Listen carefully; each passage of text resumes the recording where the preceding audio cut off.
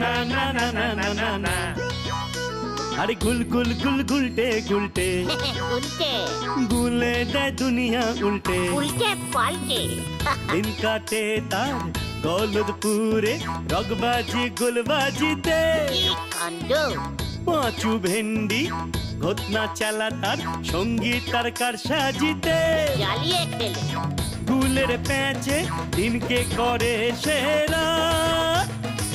গুল গুল গুলটে গুল গুল গুলটে মামা জিন্দাবাদ। উল্টে মামা।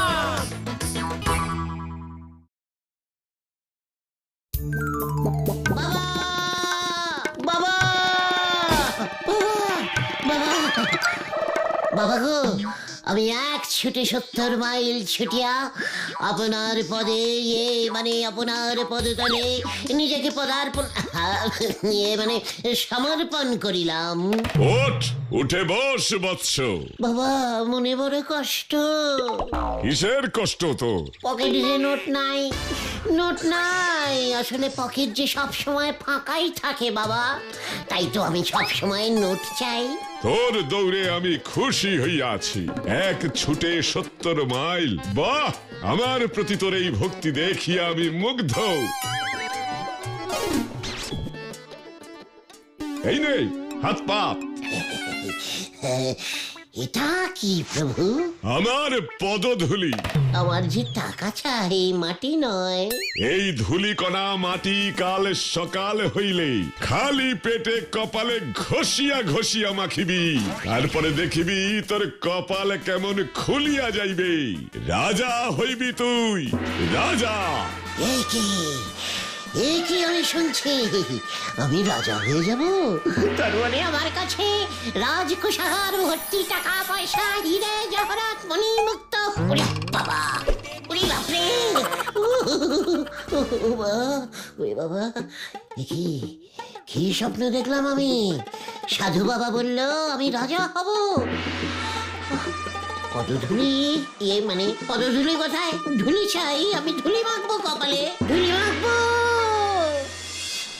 শেষ পর্যন্ত আমার কপালে যে রাজা হওয়া ছিল সেটা আমি আগে বুঝতেই পারিনি রে।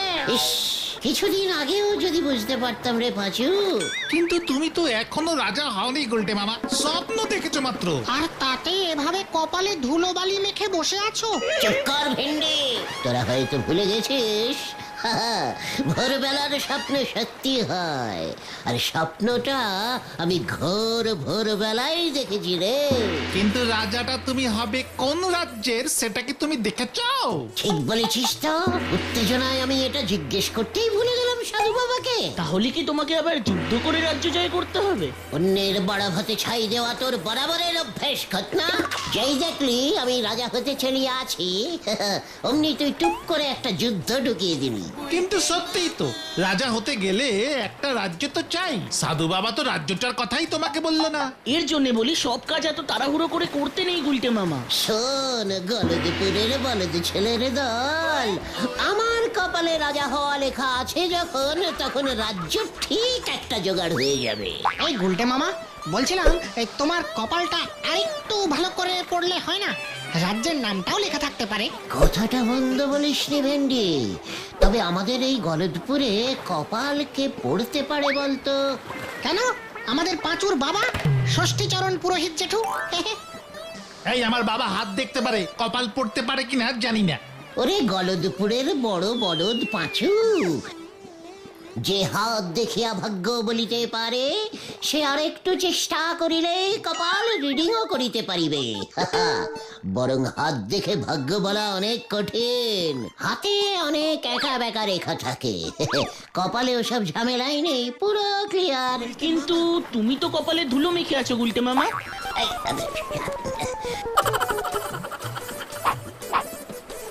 এই আমি কপাল ক্লিয়ার করলাম, চল এখন পাঁচুর বাবার কাছে যাওয়া যাক। রাজা হওয়ার সুযোগ কিছুতেই হাতছাড়া করা যাবে না। ঠিক আছে চলো, বাবা মনে হয় এখনো বাড়িতেই আছে।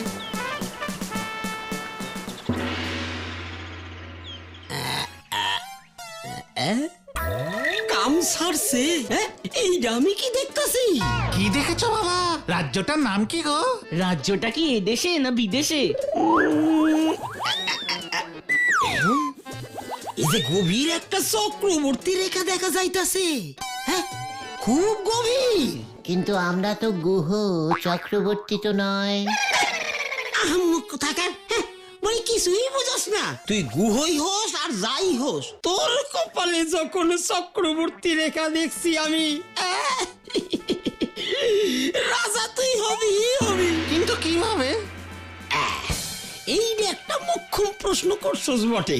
শোন, মন দিয়া শোন। এইখান থিয়া নাক বরাবর পশ্চিমে, বুঝলি, পশ্চিমে পাক্কা 70 মাইল দূরে কপালপুরা গ্রামের জমিদার শ্রীমান কপালেশ্বর কাপা মহাশয়ের সঙ্গে দেখা কর। ওই তোরে রাজা বানাইব গুলটে। বাবা, গুলটে মামার কপালে এত কিছু লেখা, আগে দেখিনি তো। তোর বোঝার দরকার নেই পাঁচু, তোর বাবা বুঝলেই হবে। কিন্তু মেসমশাই, আমি একটা ব্যাপার বুঝতে পারছি না কিছুতেই। কপালের জমিদার আমাকে রাজা বানাবে কি করে? ও তো নিজেই রাজা হতে পারেনি, সারা জীবন তো জমিদার হয়েই কপালপোড়া গ্রামে রয়ে গেল। এত কিছু যদি তোরা বুঝবি, তাইলে আমার কাছে আইয়া তোর কোনো কাম নাই। শোন শোন শোন শোন শোন, যা কইতাছি মন দিয়া শোন। সোজা কপালেশ্বরের কাছে যা, ওই কপালপুরা গ্রামে। ঠিক আছে, আমার কপালে যদি এত কপাল লেখা থাকে তাহলে আমি যাব। রাজা আমাকে হতেই হবে। আর আমি যদি একবার রাজা হতে পারি তাহলে মেসমশাই আপনি হবেন আমার রাজপুরোহিত। মন্ত্রী কে হবে গুলটে মামা? তোর বাবা। তার কারণ ওই কপালপুরা গ্রামে যাবার যা খরচা তা তোর বাবাই দেবে। এটাই তোর বাবার কপালে লেখা। Follow me.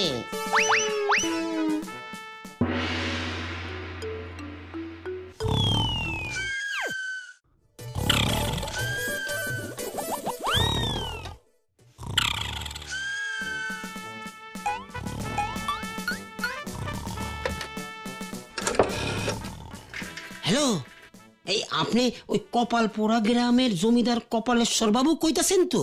তা ষষ্ঠী চড়েন নাকি? তা কি মনে করে এতদিন পর কোনো খবর আছে নাকি? খবর আছে, খবর আছে। আমাকে গলতপুরের সবচাইতে বড় বলদাটারে পাঠাইতাছি আপনার কাছে। দেখেন তো যে আপনার ওই মাইয়া ঝুমকা লতারে ওই বলদটার গলায় ঝুলাইতে পারেন কিনা। ছেলে কি করে? গুলতানি মাইরা দিন কাটায়, যারে কয় নিপাট বেকার। এমন ছেলে ছাড়া তো আপনার ওই ঝুমকা লতার জন্য পাত্র পাওয়া মুশকিল। কারণ এই ঘর জামাই পাওয়া না অত সোজা না। এই বলদটারে, হ্যাঁ এই বলদটারে আপনি এক কাজ করেন, ওই জমিদারির লোভ দেখান আর আপনার মাইয়ার লগে তারপরেও সুখে শান্তিতে ঘর করব। নয়তো আপনার জমিদারি যা অবস্থা, এই বাজারের থেকে আর ভালো ঘর জামাই পাইবেন না। ঠিক আছে, কালই পাঠায় দাও তাহলে। রাজ্য সহ রাজকন্যার লোভ দেখাইবেন, মনে থাকে জানো? আচ্ছা আচ্ছা, আমি এখন ফোনটা রাখলাম, বুঝলেন তো? একবার যদি দাওটা লাইগা যায় তাইলে মোটা আমদানি হইব।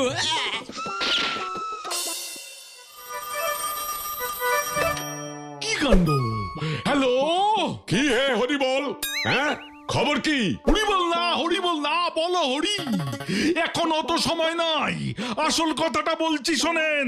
ওদিকে তো বড় কাণ্ড ঘটেছে, পাখি তো ফুরুত। মানে কথা কার পাখি? কোথায় ফুরুত হলো? মানে আপনার পাখি। কি কাণ্ড!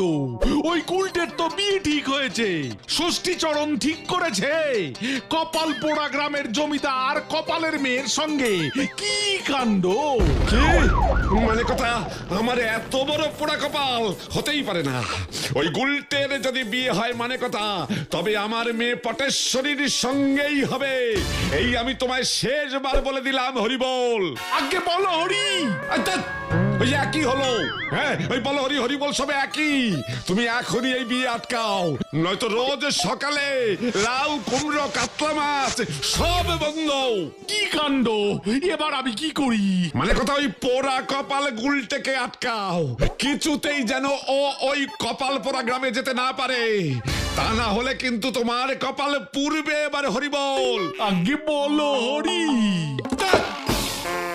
আমি জানতাম ঘটন তোর বাবা আমাদের 1 টাকা দিয়েও সাহায্য করবে না। হাহ, আমি তো অনেক করে বললাম, এর থেকে বেশি বললে আমার ওই কপাল পোড়া গ্রামে যাওয়াটাই আটকে দিত। চিন্তা নেই পাঁচুর বাবা তো আপাতত 50 টাকা ধার দিয়েছে গুলটে মামা। পাঁচু স্টেশনে গেছে টিকিট কাটতে।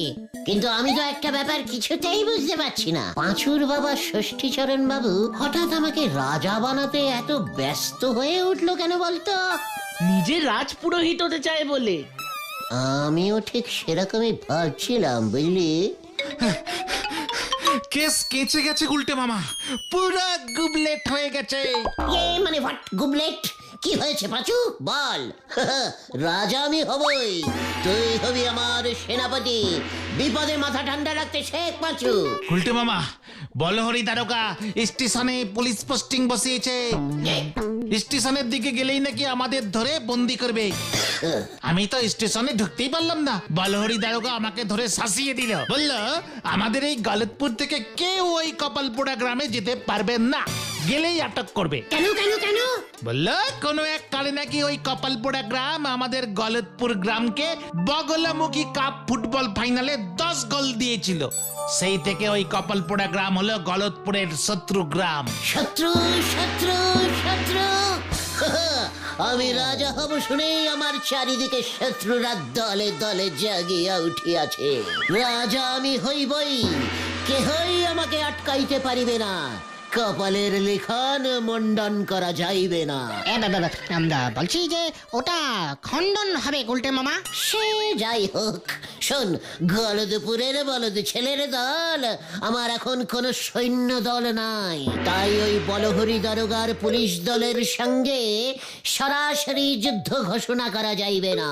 খানিক বুদ্ধি খরচা করিতে হইবে। বুদ্ধি তোমার? মানে কি বুদ্ধি গুলটে মামা? আমার একখানি খাটিয়া চাই। খাটিয়া? ইয়েস, খাটিয়া। ওই হারুদের আছে, ওর দাদু খাটিয়ায় বসে রোদ পোহাতো। ওর দাদু পটল তোলার পরে এখন খাটিয়াটা এমনিই পড়ে আছে। ওই হারু শুদ্ধ ওর দাদুর খাটিয়া আমার চাই। আর আমাদের যা করবার কাল সকালের মধ্যেই করতে হবে। সময় কম, হাতে সময় কম। শোন সকলে, গুলটে মামা সিরিয়াস পেশেন্ট আছে, সিরিয়াস পেশেন্ট আছে।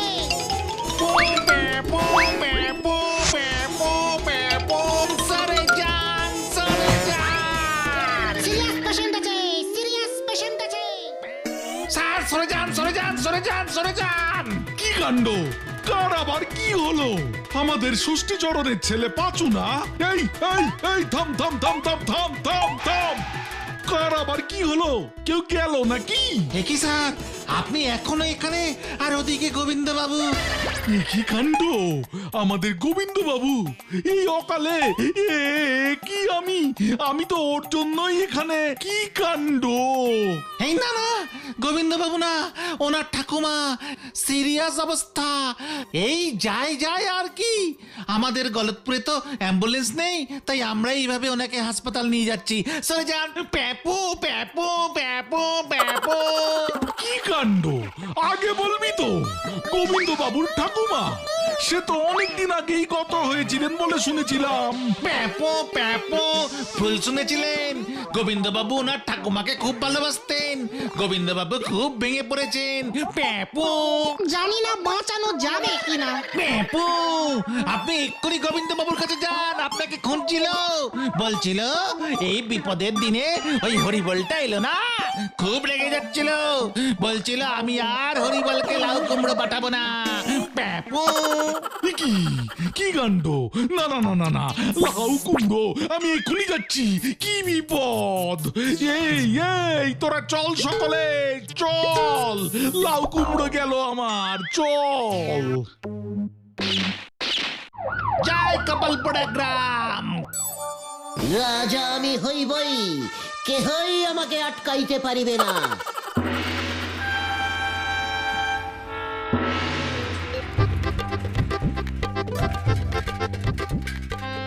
পাঁচু, তোর বাবা হঠাৎ করে আমার এত ভালো কেন করলো বলতো? সেটাই তো বুঝতে পারছি না গো। সে তোকে বুঝতে হবে না। তাছাড়া আমার সঙ্গে সঙ্গে তোরও তো কপাল ফিরে গেল। আগে তুমি রাজাটা হও। এই শেষবারের মতো রিক্সা চড়ে নে। এরপর তো সবসময় রথে চড়ে এদিক সেদিক যেতে হবে।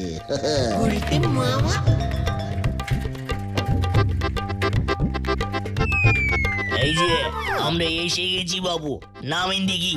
আপনাদের কপালও দেখছি আমার মতোই পোড়া। দেন দেন, 7 টাকা 12 আনা দেন। পাঁচু, ভাড়াটা দিয়ে দে।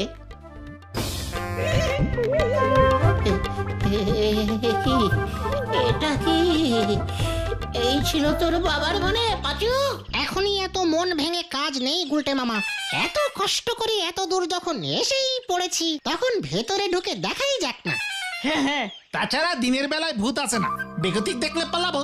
ঠিক ঠিক ঠিক, চল চল।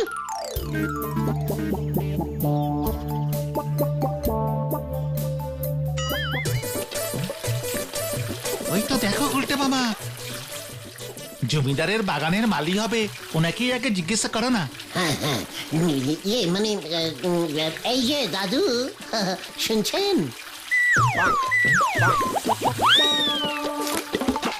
আমি দাদু হলে তুই কে রে হতচ্ছাড়া?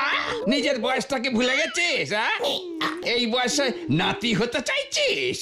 এই মানে দাদু, মানে না, মানে বলছিলাম কি, আমরা জমিদার বাবুর সঙ্গে দেখা করতে এসেছি।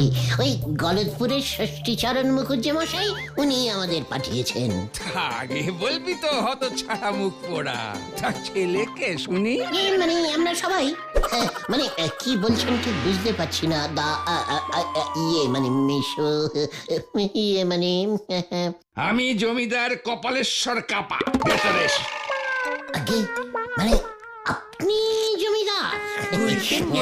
পাঁচুরে, ভেতরে চল আগে, কেসটা কেমন যেন লাগছে। তা পাত্র বুঝি তুমি? হে বাবা জীবন। আগে পাত্র না, আমি গুলটে, গুলটে গুহ। আর ষষ্ঠীচরণ তো টেলিফোনে আমাকে এই নামটাই বলেছিল। ঠিক ঠিক ঠিক ঠিক ঠিক, ওই ষষ্ঠীচরণ মেশামশাই তো আপনার কাছে আমাদেরকে পাঠিয়েছেন রাজা হওয়ার জন্য। আমার কপালে লেখা আছে তো। একেবারে ঠিক লেখা আছে, যাকে বলে একবারে রাজকন্যা সহ রাজত্ব। আমার তো ওই একটাই মেয়ে ঝুমকলতা, ওকে বিয়ে করলে এই জমিদারিত্ব তোমারই হবে বাবা জীবন। তবে জমি জমা বিশেষ কিছু নাই, সবই ধার দেনায় গেছে। এই এই বাড়িখানাই যা পড়ে আছে আজকের বাজারে, এটার দামও তো কম কিছু নয়। এসব আপনি কি বলছেন? আমি বিয়ে করব না। পাঁচু, তোর বাবার মনে ছিল শেষ পর্যন্ত? মানে জমিদার মেশামশাই, আমি বেকার, মানে কোনো রোজগার করি না, বুঝতে পারছেন? খালি রাজা হতে চাই। এমন বাজে পাত্রর সঙ্গে কখনোই আপনার মেয়ের বিয়ে আপনি দেবেন না। কিরে, তোরা কিছু বলছিস না কেন?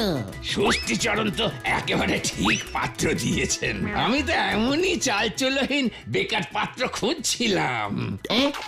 বাবা জীবন, একদম চিন্তা করো না, ঘর জামাই থাকবে, দুবেলা দুমুঠো খেতে পাবে, আর তার বদলে আমাকে আর আমার মেয়েকে দেখে শুনে রাখবে। হ্যাঁ, পাঁচু, আমি তোকে ছাড়বো না। আমি আর রাজা হব না। জমিদার মেশামশাই, ইয়ে মানে বলছিলাম যে এই বিয়ে হলে তো ভয়ঙ্কর সর্বনাশ হয়ে যাবে, মানে যাকে বলে ইয়ে মানে রাজায় রাজায় যুদ্ধ বেঁধে যাবে। যুদ্ধ? কার সাথে? কেন? ওই যে আমাদের গলদপুরের গোবিন্দ গুছাই আছে না, বিশাল ঝোলাগুড়ের ব্যবসায়ী, ওর একমাত্র মেয়ে ভারী সুন্দরী পটিয়সী শ্রীমতী পটেশ্বরীর সঙ্গে আমার তো বিয়ে ফাইনাল হয়ে গেছে। এখন কি হবে? তাহলে ওই ষষ্ঠীচরণ পুরোহিত তোকে পাঠালো কেন? ইয়ে মানে ফুটবল খেলতে না, মানে রাজা হওয়ার জন্য। আমি এক্ষুনি গোবিন্দ বাবুকে ফোনে বলছি বিয়ে আমার মেয়ের সঙ্গেই হবে। একই না না না না না, আমি তো পটুকে খুব ভালোবাসি। তাই বুঝি? বাসাচ্ছি তোকে ভালো ভূত। এইগুলোকে এই ঘরে বন্ধ করে রাখ, পালাতে যেন না পারে। আমি আজ রাতেই ঝুমকলতের বিয়ে দেব। ওই উল্লুকটা যেন পালাতে না পারে, সঙ্গে ওর সাকরেত গুলো। যাই, আমি বিয়ের আয়োজনটা করি গিয়ে। আমি দরজার বাইরে পাহারায় আছি। ওরে বাবা, পাঁচু, আজকে তোর বাবার জন্য আমাদের এই অবস্থা। বাবার কি দোষ? বাবা তো ভেবেছিল জমিদারের একমাত্র মেয়ের সঙ্গে বিয়ে হলে তুমি ফকটের জমিদারিটা পেয়ে যাবে। তাহলে এই কপালের জমিদারি, না আছে জমি না আছে দাড়ি। এই বাড়িটা তো আছে, হোক না ভাঙা। পুরনো ইটের ভালো দাম পাওয়া যায় গুলতে মামা। পাঁচু, রাগে আমার সারা শরীর কাঁপছে কিন্তু। শান্তি শান্তি, আর কাপাকাপিতে দরকার নেই। এখন আগে এই জমিদার কপালেশ্বরের হাত থেকে কিভাবে বাঁচবো সেটা বলো। ঠিক বলেছিস খতন, এই বুদ্ধিটাই বার করতে হবে।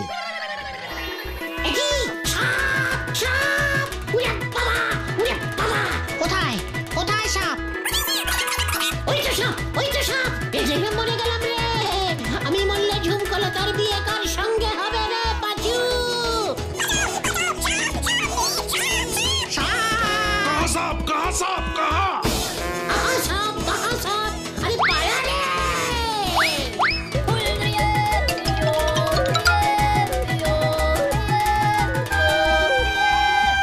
অল্পের জন্য তুমি বেঁচে গেলে গুলটে মামা, তোমার বিয়ে হয়ে গেলে আমরা যে তোমাকে হারাতাম গুলটে মামা। আমি ওই পাঁচুর বাবা ষষ্ঠীচরণ পুরোহিতকে ছাড়বো না। কোথায় কোথায় গুলটে? মানে কথা, ও আমার মেয়েকে এত ভালোবাসে জানতাম না তো। আরে আরে, ওই তো গুলটে। গুলটে আমাকে বিয়ে করবে? ইস, কি লজ্জা!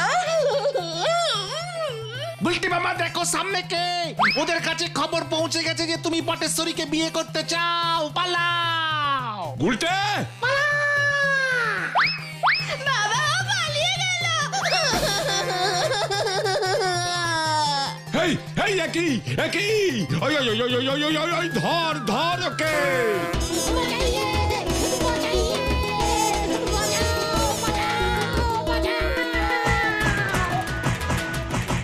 আমি আর রাজা হতে চাই না রে ভাই টুগন। কেন? রাজা হলে আমি কি তোদের সঙ্গে আড্ডা আর মারতে পারবো রে? গলে দুপুরের বলদ ছেলের দল।